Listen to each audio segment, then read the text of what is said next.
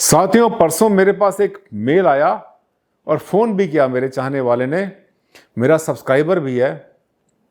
उसने कहा कि मेरा घर साउथ फेसिंग है और साउथ में मैंने बिल्कुल प्रॉपर जिस ग्रिड के अंदर जहाँ पर कि मेरा गेट होना था वहाँ पर गेट बना रखा है। पूरी तरह से घर मेरा वास्तु से बना हुआ है। मेरे साथ का घर भी वास्तु से बना हुआ है। अब उसका कहना ये था, उसने मुझे कुछ दिन पहले पूछा था मुझसे कि मेरा जो नॉर्थ वेस्ट है वो मेरे पड़ोसी का नॉर्थ ईस्ट है, यानी इस घर का, एक घर का जो उत्तर पश्चिम का वायु कोण है बिल्कुल साथ वाला, दोनों घर साउथ फेसिंग और दोनों के घर के दीवार बिल्कुल सेम, उस घर का ईशान कोण साथ वाले का, इसके घर का टॉयलेट। अब इसने मुझे ये बताया कि मेरा नॉर्थ वेस्ट यानी उत्तर पश्चिम में वायु कोण में, जैसे कि आपने कहा था, मैंने अपना वॉशरूम यानी टॉयलेट बना लिया। और क्योंकि दोनों घर साथ साथ लगे, दोनों ही दक्षिण मुखी हैं, इसका मतलब जो साथ वाला मकान है जो इस मकान के पश्चिम में बनता है, उस मकान का ईशान कोण जो बना वो इस घर का वायु कोण बन गया। इसने वायु कोण में अपना टॉयलेट बना लिया। जब इसने देखा कि पड़ोसी ने ईशान कोण में अपने पूजा स्थान बना रखा है, मंदिर बना रखा है, तो इसने उसे कुछ कहा तो नहीं, क्योंकि दूसरे को नहीं कह सकते कि हमारा यहाँ से मंदिर हटाओ, लेकिन अपने मन में शंका पैदा हो गई कि कहीं ऐसा तो नहीं इसका पाप मुझे लगेगा।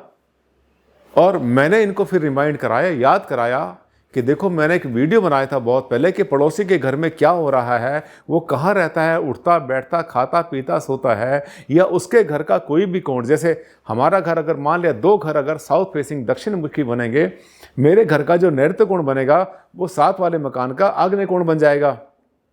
इसी तरह से मेरे घर का जो वायु कोण है वो दूसरे घर का, मेरे पड़ोसी घर वो भी साउथ फेसिंग है, उसके घर का जो ईशान कोण बन जाएगा, नॉर्थ ईस्ट बन जाएगा। अब वो पूजा स्थान बनाता है, मेरा टॉयलेट बनता है। तो अब मन में एकदम से ऐसा घबराहट शुरू हो गई कि कहीं मुझे पाप तो नहीं लगेगा, मैंने वहाँ टॉयलेट बना रखा। नहीं लगेगा, बिल्कुल नहीं लगेगा। हाँ, ज़्यादा अच्छा रहे कि जो पड़ोसी है अगर उसने किसी वास्तु वाले से, अच्छे समझदार मैच्योर ट्रेंड और एक ज्ञान वाले अगर किसी वास्तु वाले से एडवाइस ली होगी, क्योंकि वो मकान बाद में बना, तो उसको पहले ही ख्याल करना चाहिए था कि एक पड़ोसी का टॉयलेट या वॉशरूम नॉर्थ वेस्ट में उत्तर पश्चिम में बना हुआ है, तो वो अपना जो वो बनाता है पूजा स्थान वो दीवार से हटकर बनाता, या वहाँ रेमेडी करता, या वॉल क्लैडिंग करता, या वुडन क्लैडिंग करता, या सेपरेशन करता, या फिर दोनों के बीच में कोई वैक्यूम क्रिएट कर देता। ये किसका फर्ज है? ये उस मकान मालिक को नहीं पता जिसने सलाह ली। ये तो वास्तु वाले की ड्यूटी होती है। एज अ वास्तु कंसल्टेंट जब कहीं जाते हैं हम, तो वहाँ पर ये नहीं कि हाँ कुएं की मेंढक की तरह से उसी प्लॉट को देख लिया, वहीं देखा वहीं बनाया, नहीं। बहुत लंबी तैयारी करनी पड़ती है। मकान के आसपास भी घूमता हूँ, कम से कम पौना किलोमीटर 1 किलोमीटर में चक्कर लगाता हूँ मैं, हर गली हर जगह को देखता हूँ कि कहाँ पर क्या बना हुआ है, फिर उसके पड़ोस में क्या बना है, और छत पे जहाँ जाने का साधन होता है वहाँ जाकर के भी चारों तरफ देखते हैं, बहुत डीप स्टडी करते हैं। और अगर कुछ नहीं दिखाई देता, बाई चांस किसी कारण से बिल्डिंगें होती हैं, तो अपना सेंसर लगा देता हूँ मैं। मेरा सेंसर स्कैनर मेरे पास है जो कि दूर तक के वाइब्रेशंस को, एनर्जीज को आराम से कैप्चर कर लेते हैं और पता चल जाता है कि इसके घर में यहाँ पर ऐसा कुछ होगा बना हुआ। ठीक, खैर, ये तो उसने मुझे याद कराया। मैंने उससे कहा कोई चिंता की बात नहीं, उसको एडवाइस करो कि वो थोड़ा सा अपने पूजा स्थान को हटा ले या वहाँ पे क्लैडिंग कर दे। मैंने 2-3 तरीके बता दिए। अब उसका कहना ये है कि सर मेरे घर के सामने, वही जो है जो साउथ फेसिंग था, उसको पता नहीं था पहले जो मकान बना था, अब उसके सामने एक तालाब खुदना शुरू हो गया फिश पॉन्ड के लिए। ये किसी की कोई योजना है, अपनी परियोजना, जो भी कुछ वहाँ पे चल रहा है, उसके घर के बिल्कुल सामने रोड क्रॉस करेगा, 60 फीट की रोड, दोनों तरफ 10-10 फीट चलने की पगडंडी। और उसका मतलब यह है कि 80 फीट के बाद में आगे थोड़ा सा कुछ ग्रीन बेल्ट होगी, पेड़ पौधे होंगे, उसके बाद में फिर आगे फिश पॉन्ड बनेगा। उसने मुझसे फिर सवाल किया कि सर इसका प्रभाव पड़ेगा? मैंने कहा पड़ेगा। तो उसने मुझे याद कराया कि सर आपने कहा था कि पड़ोस में कुछ भी होता रहे उसका प्रभाव नहीं पड़ता। मैंने कहा हाँ, बात तो आपने बहुत पते की कह दी। इसका कारण क्या है? अब देखिए, मैं आपको समझाता हूँ। कोई भी चीज़ आप सोचते होंगे भारद्वाज जी हर बात का जवाब इतना सटीक, इतना एक्यूरेट, इतना अच्छा वैदिक और इतना लॉजिकल कैसे दे देते हैं। मैं आपको बताता हूँ इसका तरीका। सीखो मुझसे, आप सीखते ना मुझसे, शिष्य हो मेरे, गुरु जी बोलते हो, तो सीखते रहो मुझसे आप। देखिए, वो चीज़ जिसकी हलचल, जिसका नज़ारा, जिसके इंटरफेरेंस, यानी कहीं अगर किसी पर आकर के कोई चीज़ असर करती है, कोई दिख रही है, कोई वहाँ पर विजिबल है और अपना प्रभाव हमें बिल्कुल साफ दिखाई देता है, वाइब्रेट करती है, तो उसका प्रभाव हमारे पर 100% पड़ेगा, चाहे घर से बाहर ही क्यों ना हो। अब जो पड़ोसी के घर में कुछ हो रहा है उसका हमें नहीं पता कहाँ पर क्या हो रहा है, ना तो वो दीवार को एनर्जी ट्रेवल करेगी वहाँ से, ना कैप्चर, ना वहाँ से उसके ऊपर से जंप करेगी। लेकिन मैं जैसे ही घर से बाहर निकलूँगा, मेरा घर साउथ फेसिंग है मान लिया, वही बताया मैंने, निकलते ही सामने फिशिंग हो रही है, पानी की लहरें चल रही हैं, उसमें छोटी मोटी कोई बोट भी चलाएगा या जो कुछ भी होगा, वो सारी हलचल आपके घर के ऊपर लगातार प्रभाव डालेगी, क्योंकि आपको दिख रही है वहाँ के जो वाइब्रेशंस है वो ट्रैवल कर रहे हैं। और सबसे बड़ी बात ये, जब सामने से जब सूरज साउथ में जाएगा, दक्षिण में जाएगा, तो उसकी धूप पानी में टकराने के बाद में उसी एंगल से वापस आपके घर के ऊपर आएगी, वहाँ पर भी अटैक करेगी, उसकी चमक भी मारेगी।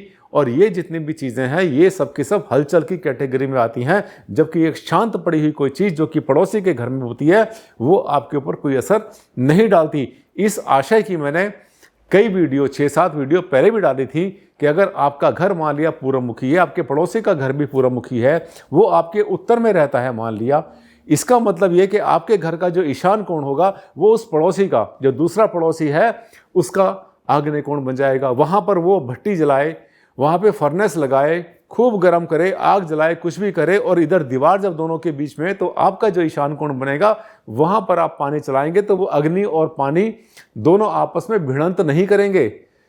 ना तो आपके पानी के कारण उस पड़ोसी का नुकसान होने वाला है और ना ही उसकी अग्नि के कारण आपका कुछ बिगड़ने वाला है, क्योंकि हमने कहा था कि वास्तुशास्त्र जो चलता है ये हमारे ऑरा के साथ चलता है। मेरी बॉडी के जो वाइब्रेशंस हैं, जो मेरी एनर्जी है मेरी बॉडी की, अपनी चार दीवारी में ही घूमती है, इसलिए उसका कोई प्रभाव नहीं पड़ेगा। लेकिन जिस दिन मैंने उन दोनों मकानों को एक बना दिया, जैसे इन दोनों के बीच में रास्ता बना दिया, रास्ता बनते ही दोनों की एनर्जी आपस में चलना शुरू कर देगी। इसका मतलब ये है, एनर्जी क्या चलेगी, हम ही चलेंगे।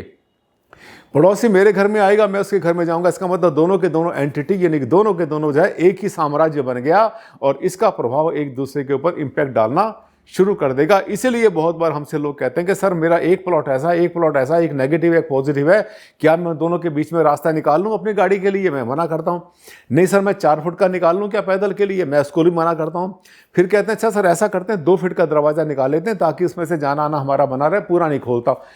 ध्यान रखना, जब भी आप किसी 2 प्रेमाइसिस को जोड़ते हैं तो 2 फीट से जोड़ें, 1 फुट से जोड़ें, या रगड़ के निकले उसमें से, या फिर 10 फीट का आप उसमें दोनों पैसे बनाते हैं, वो दोनों के दोनों प्रेमाइसिस बिल्कुल एक में जाते हैं। वास्तु को हम धोखा नहीं दे सकते कभी भी कि हमने लपेटा में ले लिया और वास्तु को धोखा दे दिया। नो, कभी भी ऐसा नहीं कर सकते।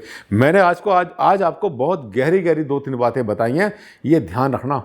जैसे मैंने आपको पहले भी कहा था, अगर आप घर से बाहर निकल रहे हैं मान लिया और वहाँ पर जो है टेलीफोन का शांत खंभा खड़ा हुआ है राइट या लेफ्ट में, कुछ नहीं बिगाड़ रहा है, लेकिन घर से बाहर निकलते अगर कूड़े का घर है, वहाँ पे कूड़ा जो है पड़ा रहता है, वहाँ पे कूड़े में अगर वहाँ पे जो है जानवर घूम रहे हैं, वहाँ गंदगी आ रही है, बदबू वहाँ से आ रही है, तो इसका प्रभाव आप पे पड़ेगा घर से बाहर होते हुए भी। इसी तरह से मैंने बोला अभी, जैसे बताया कि तालाब जो बन रहा है सामने, बहुत बड़ा फिश पॉन्ड बन रहा है, वो उस साउथ फेसिंग मकान पे असर डालेगा। इसी के साथ साथ जैसे होता है कई बार क्या होता है कि कहते हैं कि घर के पास जो अगर मंदिर बनता है, कोई मंदिर होता है, वो मंदिर भी वहाँ पर हलचल पैदा करने वाले आमतौर पर हुआ करते हैं, क्योंकि वहाँ पर आपको जो है पता, लोग आ रहे हैं जा रहे हैं, गाड़ियाँ हैं, वहाँ पत्थर पड़ी हैं, शोर शराबा है, घंटियाँ बज रही हैं, अखंड रामायण का पाठ वहाँ पे चल रहा है। तो मंदिर को जो है आमतौर पे पहले के ज़माने में गांव की जो कल्चर होती थी, घर से गांव से बाहर हुआ करता था। देखिए शौचालय भी घर से बाहर हुआ करते थे, दूर हुआ करते थे खेतों में, मंदिर भी बाहर हुआ करता था, और भी बहुत कुछ चीज़ें जैसे कि पब्लिक प्लेस होते थे वो भी गाँव से बाहर हुआ करते थे, कस्बे से बाहर होते थे। धीरे धीरे घर के अंदर आने शुरू हो गए, घर में आने का शुरू हो गए, गाँव में आने का शुरू हो गए, गाँव फैलता फैलता शहरों तक पहुँच गया, पहचान करना मुश्किल पड़ गया इसमें से गांव कौन सा, कस्बा कौन सा और ये महानगर कौन सा है, सब आपस में एक हो गए। इसलिए हर चीज़ें सिमट कर एक दूसरे के बीच में आ गई, तो वो जो डिस्टर्बिंग एलिमेंट थे वो सब के सब एक होते चले गए। ध्यान करना, केयर करना, जहां पर आपके सामने ऐसी कोई डिस्टर्बेंस आती है उससे अगर बच जाएं तो ज़्यादा अच्छा है। छोटे से वीडियो में मैंने बहुत बड़े बड़े आपको 4 इंडिकेशन दिए, कुछ ऐसी बातें मैंने आपको बताई जिसके लिए आप बहुत ज़्यादा जागृत रहें, सोए नहीं, और अगर ऐसा कुछ हो गया आपके घर के सामने तो उसकी रेमेडी कर लें। बचाव करने में ही अच्छा रहता है, prevention is better than cure. कैसा लगा? अच्छा लगा ना वीडियो? मुझे पता था बहुत अच्छा लगेगा। नई बातें बताता हूँ मैं, वो बातें जो कोई छेड़ता नहीं, ऐसे होते हैं मेरे वीडियो। मेरे चैनल को आप अभी कर लेना सब्सक्राइब, अगर आपने अब तक जो है सब्सक्राइब नहीं किया था। नीचे आपको लिंक मिल रहा है, आप जो है बेल बटन दबाएंगे तो आपके सामने नई वीडियो आ जाएगी तुरंत। जैसे मैं डालता हूँ एक के बाद एक वीडियो, मैं कहता हूँ, बड़े दावे से कहता हूँ मैं, जिसने मेरी 3 महीने की वीडियो देख ली तो वो मिनी वास्तु कंसल्टेंट बन ही गया। कम से कम पड़ोसी का तो भला कर ही देगा, परिवार का भला तो कर ही देगा। और हाँ, सबसे बड़ी बात ये जो छल प्रपंच वाले जितने भी वास्तु वाले हैं, या जो आपने देखा है कि बहुत बार ऐसे बड़ी मिस्टिक सी पर्सनालिटी बना के आते हैं, तरह तरह के कपड़े और बाल ऐसे ऐसे करके आते हैं मालाएं डाल के, और सोचते हैं कि बहुत बड़े ज्ञानी हैं, पता पुता कुछ होते नहीं। ऐसे लोगों के चंगुल से भी आप बच जाएंगे अगर वो असलियत में, अगर वो कंसल्टेंट नहीं है तो बचना है आपके लिए ज़रूरी। लाइक कर देना मेरे चैनल को, इस वीडियो को, और अगर आपको बहुत अच्छा लगा तो इसको शेयर भी कर देना सोशल मीडिया पे। सबसे बांट कर खाना और सबसे अपने ज्ञान का आदान प्रदान करना ही बुद्धिमता होता है। अगले वीडियो में बहुत जल्द आपसे मुलाकात करता हूं। आज के लिए साथियों बस इतना ही। तब तक के लिए दिया मुझे इजाज़त। नमस्कार, धन्यवाद।